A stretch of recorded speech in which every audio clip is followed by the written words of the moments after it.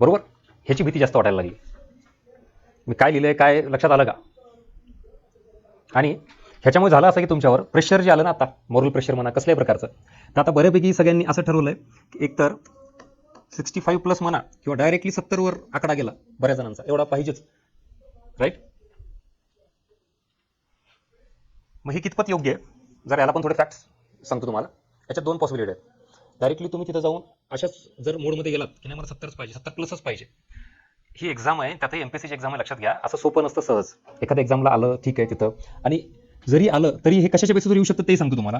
दुसरी शक्यता, मला नाही वाटत शक्यता कोणी डिस्कस केलेली असेल, मी सांगतो तुम्हाला याची पॉसिबिलिटी. आयोग तुम्हाला सहजासहजी एवढे मार्क प्रत्येक एक्झामला घेऊ देत नाहीये. तो काय होईल, टफनेस वाढेल, डिफिकल्टी लेवल वाढेल, आणि मग तिथं तुम्ही 70, 72, 75 पर्यंतची अपेक्षा करून गेलेलात ना, तर ती कम्प्लिटली अपोजिट पडेल, उलटी पडेल. याला पण थोडं तयार राहा. म्हणजेच पेपर जर टफ वाढला, तिथं आला, डिफिकल्टी लेवल वाढली, तर लिटरली हा आकडा रिव्हर्स गिअर मारायला बसलाय. पटतंय का?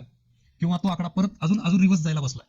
माहित नाही ना तिथं एका तासात काय केलं नाही. शेवटी ही परीक्षा आहे, 100% प्रेडिक्ट करणं पॉसिबलच नाही, हे आपण मान्य केलं पाहिजे. त्यामुळं दोन्ही बाजूला तयार राहा. आपल्याला मान्य आहे घ्यायचं 70, घ्यायचं 75, मी म्हणतो 80 टार्गेट ठेवा ना, हरकत नाही, ठेवला असेल तुम्ही तर. पण दुसरी ही बाजू ठेवा, तिथं जर असं एकाच मेंटॅलिटीने गेलात तर मात्र प्रचंड घातक ठरत.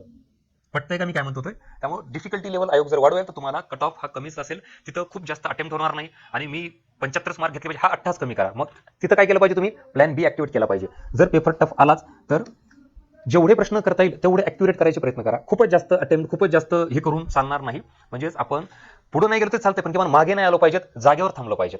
कळतंय? आत्ता जो मुद्दा सांगितला पटला का? आणि हाच जो मुद्दा आपल्या डोक्यात ठेवल्यामुळं तिथं तुम्हाला काय होईल माहिती का, दोन्हीही गोष्टी एकदम इझी, नॉर्मल पेपर आला जसा आधी आला गडबडचा, काहीच विषय नाही ना, जा ना 70+ बिंदास.